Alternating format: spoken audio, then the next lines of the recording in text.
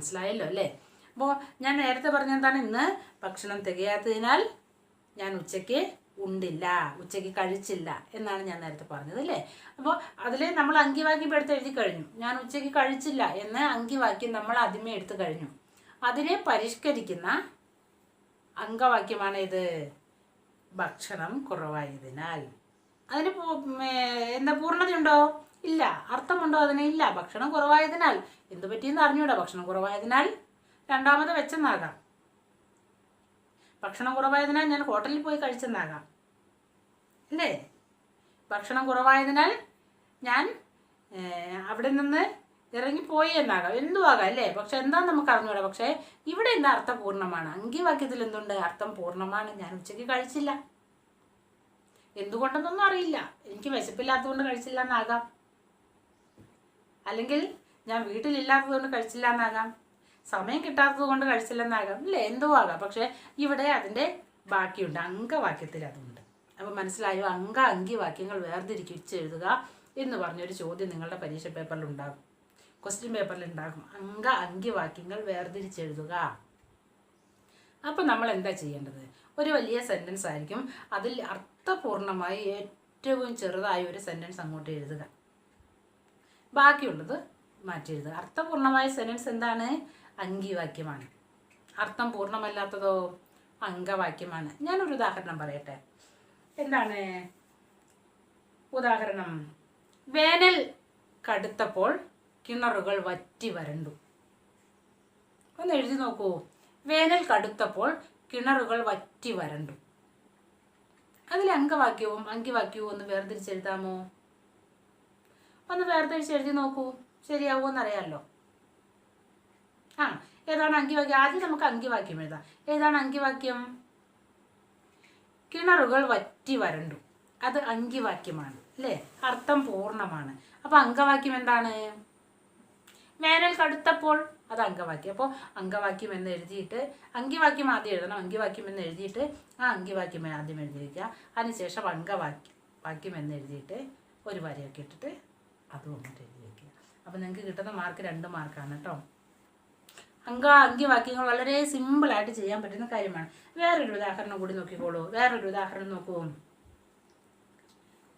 പത്മിനി മേശമേൽ വെച്ചിരുന്ന പൂക്കൾ വാടി. പത്മിനി മേശമേൽ വെച്ചിരുന്ന പൂക്കൾ വാടി. അപ്പോൾ അതിനെ അങ്കിവാക്യങ്ങൾ എങ്ങനെ വേർതിരിക്കാൻ പറ്റുക? അങ്കിവാക്യം ഏതാണ്? ഒന്ന് ട്രൈ ചെയ്ത് നോക്കൂ. അതെ, പൂക്കൾ വാടി, അത് അങ്കിവാക്യമാണ്. പൂർണ്ണമായ അർത്ഥം കിട്ടുന്നു. അങ്ങനെയാണെങ്കിൽ അങ്കവാക്യം ഏതാണ്? ശരി, പത്മിനി മേശമേൽ വെച്ചിരുന്ന. എന്ത് സിമ്പിളാണല്ലേ? അപ്പോൾ അങ്കിവാക്യങ്ങൾ നമ്മൾ പറഞ്ഞു കഴിഞ്ഞു. അടുത്തത് വിധിവാക്യത്തെ നിഷേധവാക്യമാക്കലാണ്. ഇതാണെങ്കിൽ വളരെ സിമ്പിളാണ്. അങ്കവാക്യത്തെക്കാൾ സിമ്പിളാണ് എന്ത്? വിധിവാക്യത്തെ നിഷേധവാക്യം ആക്കുക എന്നുള്ളത്. അത് നമ്മൾ സാധാരണ സംസാരിക്കുന്നത് വിധിവാക്യമാണ്. ഇന്ന് എനിക്ക് ചെറിയൊരു തലവേദനയുണ്ട്.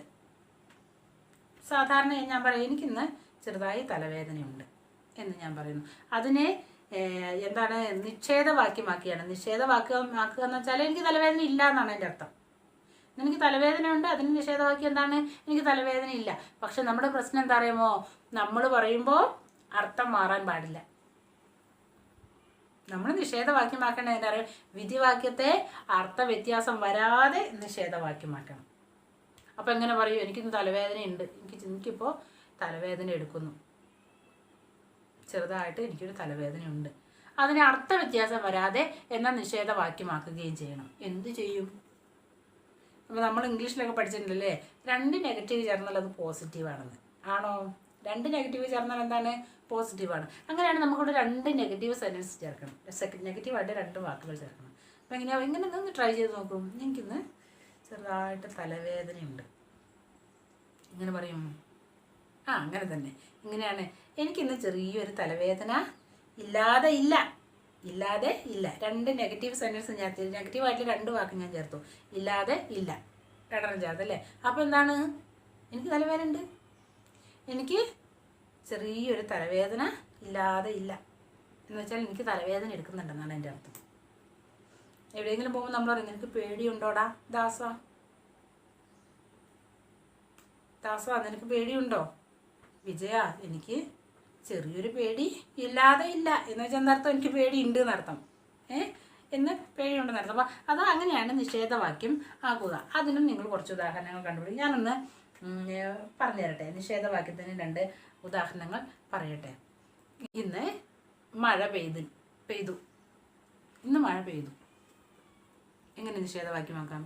ഇന്ന് മഴ പെയ്യാതെ ഇരുന്നില്ല. അപ്പോൾ നിഷേധവാക്യമായില്ലേ? ഞാനിന്ന് സ്കൂളിൽ പോയി. എങ്ങനെ നിഷേധവാക്യമാക്കാം? ഞാനിന്ന് സ്കൂളിൽ പോകാതിരുന്നില്ല. ഇന്ന് എന്നോട് ചെല്ലാൻ പറഞ്ഞിരുന്നു, ഞാനിന്ന് സ്കൂളിൽ പോകാതെ ഇരുന്നില്ല. അപ്പോൾ അതെന്തായി? അർത്ഥവ്യത്യാസം വരാതെ നമ്മൾ നിഷേധവാക്യമാക്കലായി. സിമ്പിൾ അല്ലേ? അതാണ് 2 മാർക്കിൻ്റെ ക്വസ്റ്റ്യൻ കേട്ടോ.